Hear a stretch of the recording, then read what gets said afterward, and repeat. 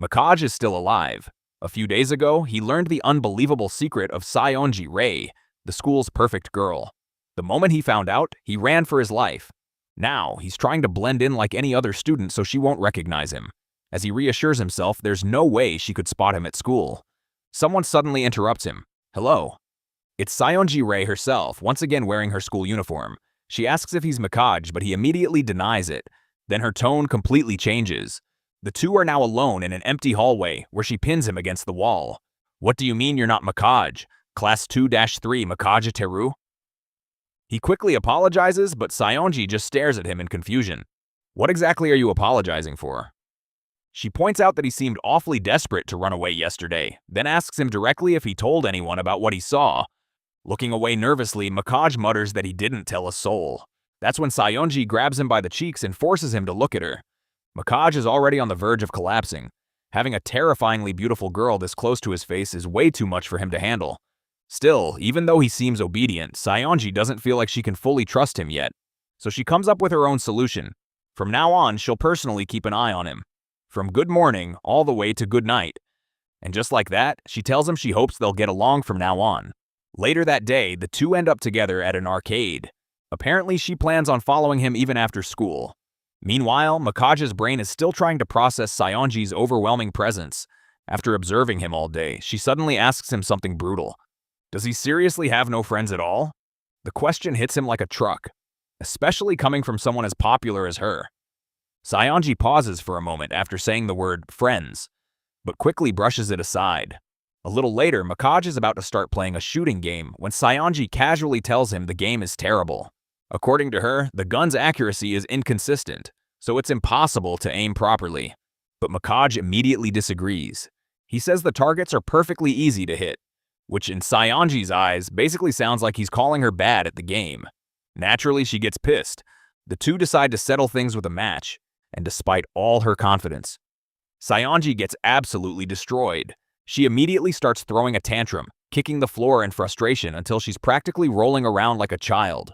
Mikaj desperately tries to calm her down, and once she finally settles a bit, she complains that he must be cheating. There's no way she should be the one losing. Watching her act like a spoiled kid, Mikaj can't understand why she's taking this so seriously. But Saionji explains that up until now, there's never been a single thing she couldn't excel at. Then suddenly she gets an idea. She asks Mikaj to teach her how to play the game. While he's still processing the request, she keeps talking excitedly, saying it's perfect because she can learn from him while also keeping an eye on him at the same time. And just like that, they decide to meet there again tomorrow. 1 week later, Mikaj's soul is about to leave his body. Apparently, Saionji's energy is way more intense than he expected. The two are hanging around outside at night, and Saionji is casually smoking a cigarette. As she looks over at him, she suddenly offers him a puff. Apparently, she thinks smokers look cool. Mikaj immediately starts rambling about how smoking is terrible for your health, but Saionji instantly shuts him up. Then, after hesitating for a second, Mikaj asks her something. When did she start smoking? And doing stuff like this in general? Saionji looks genuinely surprised by the question. Then she answers with one of her own. Do you like me or something? She's mostly joking, but she admits she used to think Mikaj simply wasn't interested in other people at all. So seeing him curious about her catches her off guard a little. She explains that she started hanging out at night around the same time she transferred schools. And smoking started around then too. When Mikaj asks why, Saionji quietly looks down at her cigarette for a moment before answering. She just got tired. As the rich, popular girl everyone admired, she constantly had to smile, act perfect, and live up to everyone's expectations. Eventually, she got exhausted. Mikaj struggles to understand what she means. After all, she's surrounded by friends all the time. But Saionji immediately disagrees. Those people aren't her friends at all. They only care about the status that comes with being close to her. Once people start putting you on a pedestal, treating you more like some perfect angel than a normal person, the idea of having real friends disappears completely. Mikaj awkwardly admits he understands what she means. And then, he quietly tells her something unexpected.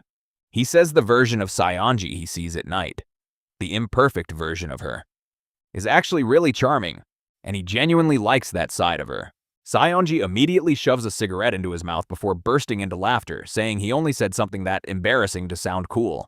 Meanwhile, Mikaj has absolutely no idea why she's laughing so hard. Still smiling, she calls him weird. Then she gently touches the side of his head, warning him that his bangs are about to catch fire. She slowly leans closer and lights his cigarette mouth to mouth. And that's it for today's episode, folks. Stay tuned for the next one.